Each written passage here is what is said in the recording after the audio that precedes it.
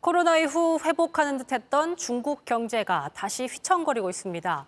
미국이 첨단 기술에 대한 투자 제한에 나서고 소비 부진으로 인한 경기 침체에 최근엔 폭우 피해까지 겹쳤습니다. 베이징에서 박성훈 특파원입니다. 미국 바이든 행정부가 중국 첨단 기술 산업에 직격탄을 날렸습니다. 반도체와 양자 컴퓨터, 인공지능 등 세 가지 분야와 관련된 중국 투자를 제한하기로 결정했습니다. 기술 개발이 중국의 군사력 강화에 사용되는 걸 막겠다는 겁니다. As a simple proposition, I mean this sincerely. The bottom line, we decided we're going to invest in America. 지난 10월 반도체 중국 수출을 금지하고 세계 각국의 장비 수출을 막은 미국 정부가 이번엔 투자까지 막겠다고 나섰습니다. 당장 중국은 발등에 불이 떨어진 상황. 상무부는 미국이 국제경제 무역 질서를 파괴하고 있다고 비난했습니다. 최근 중국은 내수 부진과 수출 하락 등 안팎으로 경기 침체에 허덕이고 있습니다. 지난달 중국의 수출액은 전년 대비 15% 가까이 떨어져 2001년 이후 최대 하락을 기록했습니다. 생산자 물가도 10개월 연속 마이너스를 기록해 경기 침체 국면에 빠졌다는 우려가 나옵니다. 更好发挥市场和政府两只手的作用，坚决避免汇率大起大落。 이달 초 2주 가까이 지속된 폭우로 중국 전역에 막대한 피해가 발생한 것도 부담입니다. 베이징에서만 11명이 숨지고 30명이 실종됐습니다. 미국의 공세와 꺼져가는 성장 엔진, 자연재해라는 삼중고가 겹치면서 시진핑 주석의 3기 체제가 도전에 직면했다는 분석이 나옵니다. 베이징에서 JTBC 박성훈입니다.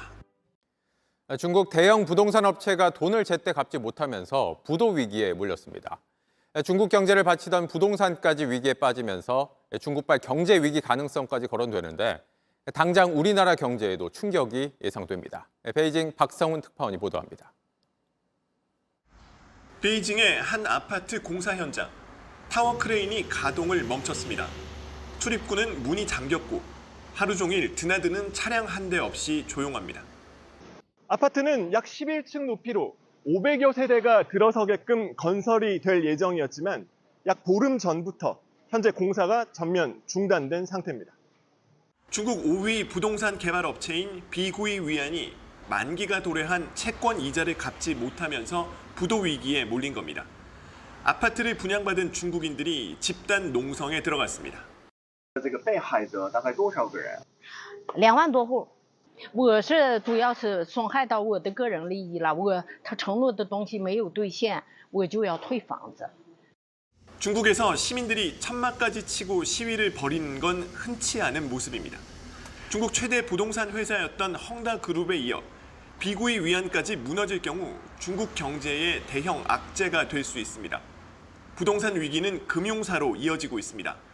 막대한 자금을 빌려준 부동산 신탁 회사들에서 수십조 원대의 지불 유예 사태가 벌어지고 있기 때문입니다. 금융부실 상황은 마치 이 부실이 전이되듯이 한국 금융부실로도 일부 연결될 수 있습니다. 그렇게 되면 기업의 또 자금 사정도 어려워지고 중국발 경제 위기 가능성에 대한 전 세계의 우려가 커지고 있습니다. 베이징에서 JTBC 박성훈입니다. 여러 가지 이유들이 맞물리고 있겠지만 중국 자체도 굉장히 빠른 속도로 고령화가 전개되고 있습니다. 인구 감소도 시작되고 있고요. 얼마 전에 우리 머니클래스에서 말씀드렸습니다만 2023년에 중국 인구가 인도 인구에 대해서 역전되는 해라고 볼 수 있습니다. 그만큼 중국은 인구 감소를 시작한 그런 시점이고 평균 소비 성향이 떨어지고 있고요. 그리고 미중 패권 전쟁은 갈수록 격화되는 과정에서 중국을 떠나는 기업들이 많다 보니까 중국으로 가는 투자도 줄어들고 있습니다. 실제 중국 경제를 가장 대표적으로 보여줄 수 있는 지표들이 몇 가지 있는데요. 바로 물가 지표부터 보여드리도록 하겠습니다. 중국 물가 지표를 보시면요. 생산자 물가 지수가 계속 마이너스입니다. 굉장히 이례적인 숫자죠. 아직도 인플레이션 안 끝났다 이런 얘기가 많이 나오고 있는데 중국의 생산자 물가는 22년 10월부터 계속 마이너스입니다. 그리고 마이너스의 정도가 더 극적으로 떨어지고 있는 모습이에요. 그리고 소비자 물가 지수도 보도록 하겠습니다. 역시 2%대 고작에서 지금 0%대입니다. 이렇게 가다가는 중국이 디플레이션에 빠지지 않겠느냐. 마치 일본이 경험한 잃어버린 10년, 20년을 경험할 수도 있겠다. 중국 경제 내부적으로 좀 어려운 상황이고요. 아하. 그다음 중국 경제 내부적으로 판단할 수 있는 중요한 잣대가 바로 실업률인데요. 네. 청년 실업률을 보도록 하겠습니다.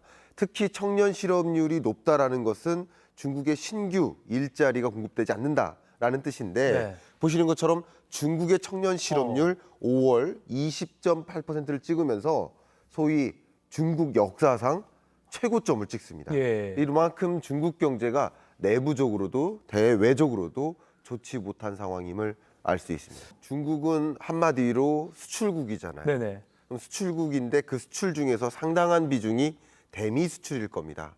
근데 중국의 이 대미 수출 규모가 네. 지속적으로 줄어들고 있는 현상을 우리는 확인할 수 있습니다. 보시는 것처럼 중국의 미국으로 가는 무역이죠. 2020년 5월에서 2023년 5월 약 3년 동안 중국의 대미 수출이 69.1%나 떨어지고 있는 것을 많이 줄었네요. 확인할 수 있고요. 수입도 마찬가지입니다. 2020년 5월 그래도 425억 달러 수준이었는데 23년 5월 68.9%로 결국 수출도 줄고 수입도 준다. 네. 그러니까 중국과 미국 간의 경제적인 교류 혹은 수출입 자체, 무역 자체가 줄어들고 있다라는 것이고 네. 그것이 역시 중국의 대외 거래, 수출 전반적인 침체 현상을 보여주는 특징이 될 수 있겠다. 이렇게 해석해 볼 수 있겠습니다. 네. 그리고 투자자들도 뭐 중국에서 좀 빠지려는 미로 움직임도 있다면서요? 일단 중국에 공장을 짓고 추가적으로 생산 설비를 늘리고 하는 액션을 해야 되겠다고 생각하지 않겠죠.